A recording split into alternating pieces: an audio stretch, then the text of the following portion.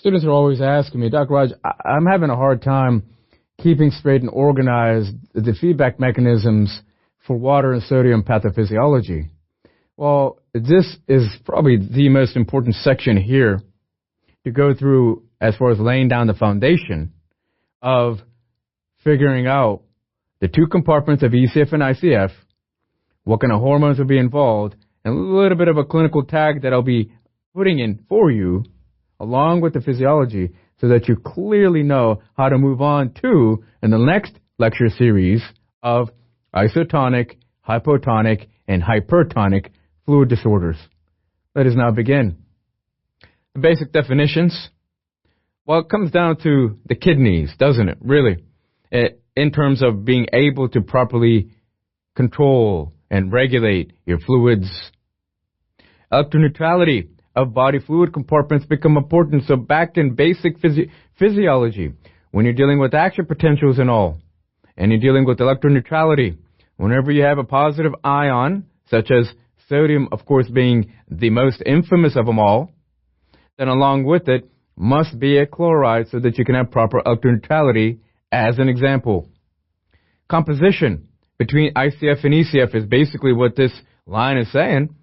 For example, when you talk about total body water, you should know that majority of your total body water is where? Good. ICF. 2/3, isn't it? Simple things that you knew and you know that you keep repeating so that it becomes part of your unconscious reflex. ECF. Would you tell me as to what is the most important component clinically for us to measure in your ECF? And you're telling me the vascular compartment, isn't it?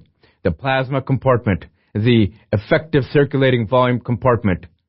All of this is the same name. They're all synonyms for your plasma compartment being a measly 1/4. Now, clinically, most clinicians will use it as being 1/3.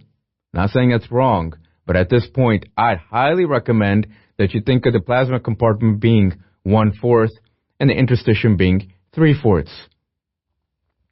Body fluid compartments, we'll take a look at this when we're dealing with a particular box known as a Darrow-Yannet box, it's been around for a long time, and there's a reason for that because it probably would be one of the most effective measures for you to clinically be able to see conceptually in your head the shifting of fluids between your ECF and ICF.